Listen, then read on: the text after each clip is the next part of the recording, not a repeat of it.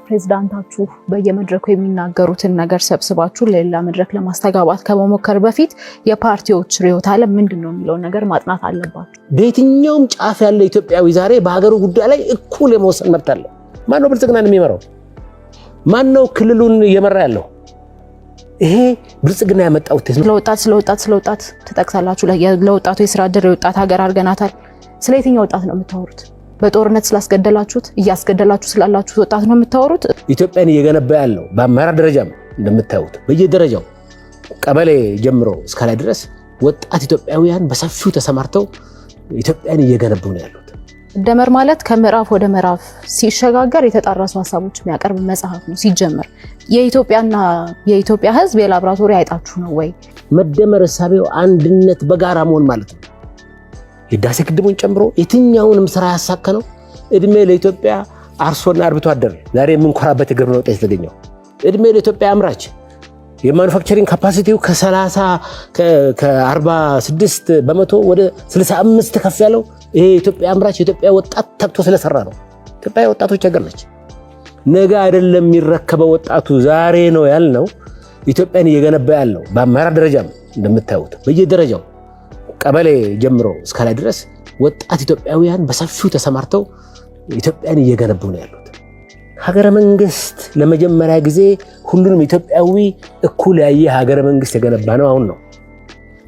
የውሳኔ ወንበሩ የጋራ ሆኗል እኮ። እንደ ከዚህ በፊቱ አንደኛ ደረጃ ሁለተኛ ደረጃ የሚባል ዜጋ የለው። በየትኛውም ጫፍ ያለ ኢትዮጵያዊ ዛሬ በሀገሩ ጉዳይ ላይ እኩል የመወሰን መብት አለው። ማን ነው ብልጽግናን የሚመራው? ማን ነው ክልሉን እየመራ ያለው? ይሄ ብልጽግና ያመጣው ውጤት ነው። ትልቁ ነገር ሀገረ መንግስቱን እንደ አዲስ ያሰራ እሳቤ ይዞ መምጣቱ ነው። ብልጽግና መደመር የሚል ፍልስፍና የለንም ብሏል። መደመር የርዕዮተ ዓለም እስረኛ መሆን አንፈልግም የሚል እንትን ብለዋል። አሁን መግለጫቸው ላይ ማለት የመጀመሪያ መግቢያቸው ላይ እንደዛ ሲሉ ሰምቻለሁ። ከዚህ አንጻር ኢኮኖሚው በምን ፍልስፍና ነው ኢኮኖሚው እየተመራ ያለው? ሁለተኛው ጥያቄ ከዕዳ ወደ ምንዳ ለእያንዳንዱ ሰው ደግሞ ብልጽግናን አምርተናል የሚል ይዘት ያለው መግቢያቸው ላይ ሲናገሩ ሰምቻለሁ። ይሄ ማለት በእያንዳንዱ ቤት ጓዳ የገባውን ብልጽግና ማሳየት ይችላሉ ወይ? በእያንዳንዱ ቤት ጓዳ ያለውን የኑሮ ውድነት የቀረፈ ብልጽግና ማሳየት ይችላሉ? አሁን በተጨባጭ መሬት ላይ ያለው ነገር ይህንን ያሳያሉ? ሶስተኛ ጥያቄ ማድረገው ለነሱ የብልጽግና ኢትዮጵያ የት ናት ያለችው? አሁን አዲስ አበባ ነው አለማን አበለጸግን የሚሉት። ከአዲስ አበባ ውጪ ያለው በኢኮኖሚ መነጽር ሲታይ የብልጽግና ኢትዮጵያ አይደለችም ወይ? እሱን በግልጽ እንዲመልሱልኝ ይፈልጋለሁ። ለእናንተው ነው ጥያቄ። መደመር ብላችኋል። መደመር መጽሐፉን አንብበናል። መደመር ማለት ከምዕራፍ ወደ ምዕራፍ ሲሸጋገር የተጣራሱ ሀሳቦች የሚያቀርብ መጽሐፍ ነው። ሲጀመር የኢትዮጵያ ሕዝብ የላብራቶሪ አይጣችሁ ነው ወይ? ኢትዮጵያስ የእናንተ ቤተ ሙከራ ናት የሚለውን እንድትመልሱልን እንፈልጋለን። ሀገረ መንግስት ጋርም ሀገረ መንግስት ምን እንደሆነ የምታውቁ አይመስለንም፣ በተግባራችሁ ተደጋጋሚ ስላረጋገጻችሁት። ወጣትም ስለወጣት ትጠቅሳላችሁ። ለወጣቱ የሥራ ዕድል የወጣት ሀገር አድርገናታል። ስለየትኛው ወጣት ነው የምታወሩት? በጦርነት ስላስገደላችሁት እያስገደላችሁ ስላላችሁት ወጣት ነው የምታወሩት? እሱንም ክሊር አድርጉልን። ምክንያቱም ባለፉት ዓመታት ለጦርነት የዋለው ገንዘብ እንኳን ሲተመን አሁን ህዝብ ዳቦና የቤት ኪራይ መክፈል አቅቶ የሚያኖር ሀገር አይደለም መኖር የነበረባት። በቢሊዮን የሚቆጠር ዶላር ነው ለጦርነት ያዋላችሁትና ስለየትኛው ወጣት ነው የምታወሩት? ስለ ልዩ አጋርነትም አናነሳም ብላችኋል። አሁን ያሉ ባለሀብቶቻችሁ ስርዓት ሲቀየር ይኖራሉ ወይ? ትክክለኛ የሀብት ባለሀብት ናቸው ወይ የሚለውን እንድታነሱልን እንፈልጋለን። ከውጭ ጥገኝነት የተላቀቀ ኢኮኖሚ የሚለውም ኮረም ሳይሞላ በፓርላማ ደረጃ የአይኤምኤፍን ጉዳይ አስወስናችሁ የወርልድ ባንክ ብድር አስወስናችሁ ኮረም ባልሞላበት ሁኔታ በየትኛው መስክ ነው ኢትዮጵያን ከዕዳ ወደ ምንዳ ያሸጋገራችኋት? ምክንያቱም ፎርሹር ብር ዲቫሉዌት ሲደረግ በተደጋጋሚ የመኖሪያ ኮስትና አጠቃላይ ኢንፍሌሽኑ እንደሚጨምር አጣችሁት አይደለም ሙያችሁም ስለሆነና ኢትዮጵያ እናንተ የቤተ ሙከራ አይጥናት ወይ? በምዕራፍ እንኳን ሲከፋፈል የተጣረሰ ሀሳብ የሚያቀርብ መጽሐፍ የጻፉ ፕሬዝዳንት ይዛችሁ ኢትዮጵያን መርተናታል የምትሉት በምን አይነት መስፈርት ነው የሚለው እንድትመልሱልን እንፈልጋለን። እንደ መጀመሪያ ከተነሳው ከዚህ መደመር እሳቤ ለመነሳት መደመር በጣም ትልቅ ኢትዮጵያዊ ፍልስፍና ነው። ፍልስፍና አይደለም አላለም። የርዕዮተ ዓለም እስረኛ አይደለም ያለው። ጠባብ ርዕዮት የያዘው በጭፍን እይታ የሚመራ አይደለም እንጂ በጣም መንኮራበት የኢትዮጵያን ትራንስፎርሜሽን እያሳካ ያለ አዲስ ሀገር በቀል ኢትዮጵያዊ ፍልስፍና ነው። ይህንን አስታክዬ ማለፍ ፈልጋለሁ። ለማን ጠቀመ? የት ቤት ገባ ላላችሁት የኢትዮጵያን 30 ሚሊዮን የሚሆን የቡና ዘርፍ ላይ ሰማራውን ኢትዮጵያዊ ጠይቁ። በዚህ በተበላሸ የፎሬክስ ስርዓት ምክንያት የተደበቀ ታክስ ተጥሎበት ገቢው አንሶ የነበረው አርሶ አደር ዛሬ ከቡና ብቻ ገቢው በእጥፍ ጨምሯል። አርብቶ አደሩ የቀንድ ከብቱን ሽጦ ስጋ ሽጦ ገቢው ሲግኒፊካንትሊ ጨምሯል። ይሄንን ነው ሪፎርሙ ያስተካከለው። ስለዚህ ያቺ እኛ ምንላት ብልጽግና ያለችው የት ነው? እዚህ ኢትዮጵያ ውስጥ ነች። አዲስ አበባ ብቻ አይደለም። ስለ አዲስ አበባ የኢትዮጵያ ሕዝብ ዓለም ያወራው ስለሆነ ጊዜ መውሰድ አልፈልግም። ግን ሙሉ ኢትዮጵያን ወጥተን ማየት እንችላለን። የትኛው የኢትዮጵያ አካባቢ ነው በልማት ያልተንቀሳቀሰው? የትኛው አርሶ አደር ነው ምርቱ በጥፍ ያልጨመረው? ሂዱና በበሯ ሲያልፍ የነበረውን ውሃ መጥለፍ አቅቷት ለዘመናት የተቸገረች እናት ዛሬ በፓምፕ ጠልፋ ገቢዋ ሲጨምር ኢንቨስተር ስትሆን ያመጣውን ውጤት እዩ። ቅድም እንዳልኩት ያንን ወጣት ስራ እየፈጠረ ያለውን ወጣት እዩ። በዚህ ነው የብልጽግናን ውጤት በየቤቱ ማየትና መለካት የሚቻለው። ሪፎርሙ በአጠቃላይ የኢትዮጵያ አቅም በከፍተኛ ሁኔታ ጨምሯል። ዛሬ የኢትዮጵያ መንግስት በጣም አስተማማኝ የሆነ የውጭ ምንዛሬ ክምችት ያለው መንግስት ሆኗል። ከ30 ሚሊዮን በላይ ኢትዮጵያዊ በተለያየ እርዳታ የነበረው 27 ሚሊዮን አካባቢ የሚጠጋ ኢትዮጵያዊ ያ ቁጥር ዛሬ ወደ 3 ሚሊዮን ወርዷል። ያንን ኢትዮጵያዊ በየቤቱ ሂዱና ጠይቁ። ምን ይዞልህ መጣ ብልጽግና? ኩራቱ ስንዴ ከሚሰፈርለት ይልቅ ራሱ አምርቶ ያንን እሸት ይዞ ይሄንን የብልጽግና የትብብር መንፈስ የሆነውን የስንዴ ነዶ ይዞ የደስታ ሲቃ የተናነቀውን አርሶ አደር መጠየቅ ነው። ይሄ 50 ዓመት ሙሉ ስለ ጦርነት ተነስቷል፣ ስለ ሰላም ለበርካታ ዓመታት ፎር ዴኬድስ ከወጣት እስከ ሽማግሌ ስለ ጦርነትና ስለ አይዲዮሎጂ ብቻ ሲወራበት የነበረው ቤተ ሙከራ ያደረጉት ኢትዮጵያውያን የትኛው ፓርቲ ነው የሚለውን የኢትዮጵያ ሕዝብ እንዲመሰክር እፈልጋለሁ። ብልጽግናማ የልማት ስኬት ነው ያደረጋት ኢትዮጵያን። ቤተ ሙከራ አድርጎ በጦርነት አባዜ ውስጥ ኢትዮጵያን ሲያሽ የቆየው ማን ነው? ዛሬም የጦርነት ፕሮፓጋንዳ የሚነዛው ማን ነው የሚለው ማየት ነው። እሺ አመሰግናለሁ። አንድ ላይ አድርጌ ለመመለስ ሞክራለሁ። በመጀመሪያ ደረጃ ፕሬዝዳንታችሁ በየመድረኩ የሚናገሩትን ነገር ሰብስባችሁ ለሌላ መድረክ ለማስተጋባት ከመሞከር በፊት የፓርቲዎች ርዕዮተ ዓለም ምንድነው የሚለውን ነገር ማጥናት አለባችሁ የሚል ምክር አለ። ምክንያቱም ኢህአፓ ኮሚኒስት አይደለም። ኢህአፓ በ1976 ወደ ሶሻል ዲሞክራት ተቀይሯል። እሱን ብታነቡ ጥሩ ነው። በሁለተኛ ደረጃ ለማንሳት የምፈልገው ነገር አሁን ላይ ቁጭ ብሎ ጦርነቶችን ሲያራግብ የሚውል ስርዓት፣ ጦርነቶችን እዚህ ምዘም የሚጥድ ስርዓት ኢህአፓንም ሆነ መኢአድን ህዝባዊ አይደሉም በማለት በጦርነት ቀስቃሽነት ሊወቅስ አይችልም የሚለው ነገር እንድትረዱ ትፈልጋለሁ። ያነሳችሁ ጥያቄ ወይም ኮሜንት አንዱ እሱ ስለሆነ ማለት ነው።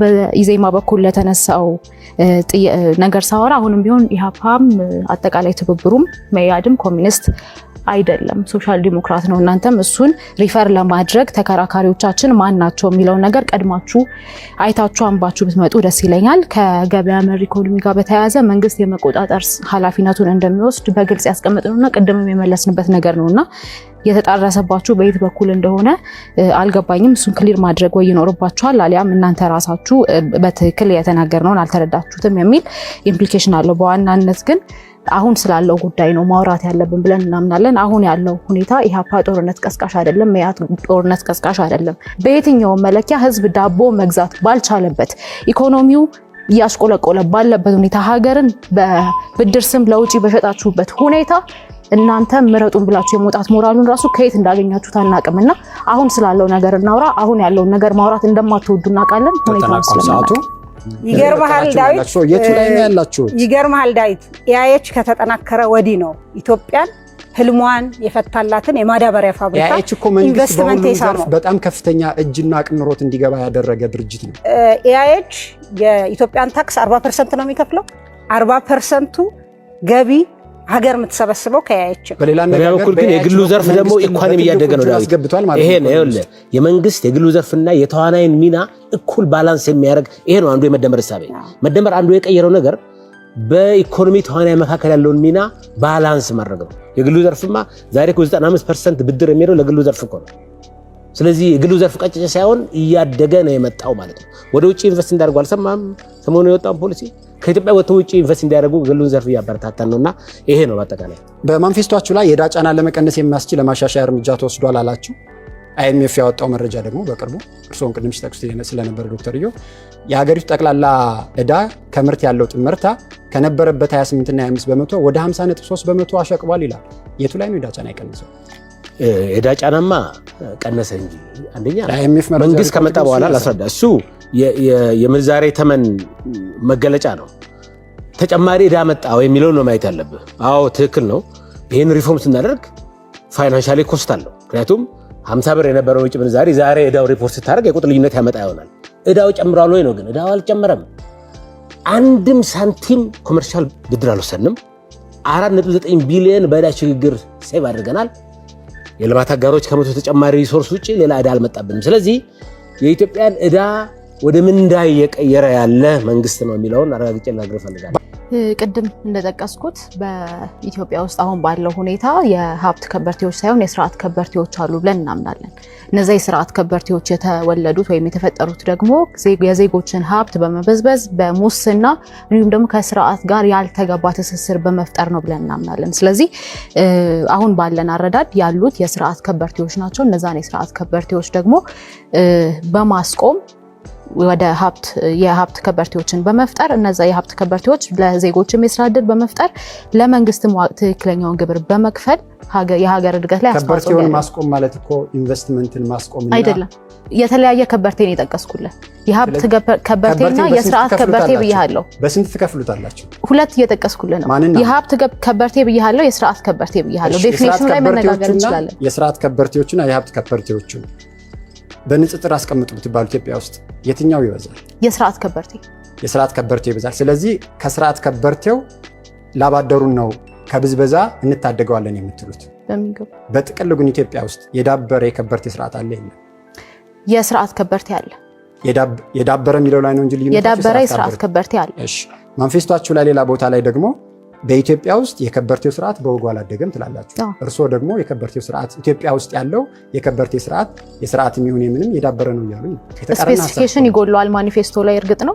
ነገር ግን እያልን ያለ ነው የሀብት ከበርቴዎች መፈጠር አለባቸው። የሀብት ከበርቴዎች ስንል በትክክለኛው መንገድ ለመንግስት በትክክል ግብር የሚከፍሉ ሰርተው ያገኙ ከላባደሩ ገንዘብ በመበዝበዝ ያልበለጸጉ ሰዎች መፈጠር አለባቸው። እነዛ ሰዎች ለሀገር እድገት እኩል አስተዋጽኦ ማድረግ ከዚህ በኋላ ይፈጠሩ ነው ተፈጥረዋል። የሀብት ከበርቴዎች የሉም በኢትዮጵያ ውስጥ በጣም በጥቂት የሚቆጠሩ ናቸው ብለን እናምናለን። ከሌሉ እናንተ ይሄ ክርክር ከተካሄደ ከ4 ወራት በኋላ ይሄ ዓመት ከተጠናቀቀ ከ30 ቀናት በኋላ መንግስት ትረገባላችሁ። በ4 ዓመት ውስጥ እንዴት ያለ ከበርቴ ፈጥራችሁ ነው ከከበርቴው ገንዘብ ከፍላችሁ ለሌላው የምታከፋፍሉ? በቅድሚያ የስርዓት ከበርቴዎች እንዳይኖሩ እናደርጋለን። ከመንግስት ጋር ያልተገባ ትስስር በመፍጠር ራሳቸውን የሚያበለጽጉና ምናልባትም በየመሸታ ቤቱ 1 ሚሊዮን 2 ሚሊዮን በአንድ ምሽት የማይከፍሉ ከበርቴዎች መፈጠር አለባቸው ብለን እናምናለን። ምክንያቱም እነዚህ አሁን የጠቀስናቸው የስርዓት ከበርቴዎች ባልተገባ ሁኔታ የሀገርን ሀብት በማካበት ከስርዓት ጋር ያልተገባ ትስስር በመፍጠር ነው እየበለጸጉ ያሉት ብለን ነው የምናምነው።